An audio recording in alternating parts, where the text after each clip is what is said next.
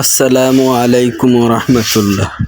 আমাদের রানিয়ারা বিষ্ণুপুর সরকারি প্রাথমিক বিদ্যালয়ের দ্বিতীয় তলার ঢালাইয়ের কাজ চলছে।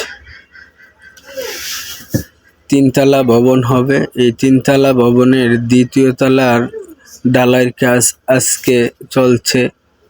তো আপনারা যারা যারা আছেন ঢালাইটা এসে দেখে যান কিভাবে করতেছে, কোনো ত্রুটি আছে কিনা।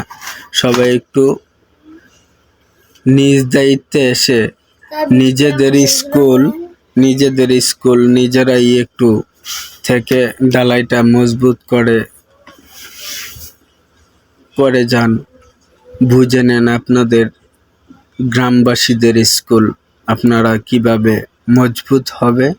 সবাই এসে এখানে দাঁড়িয়ে দেখেন এবং কি বলেন কিভাবে করলে কি সুন্দর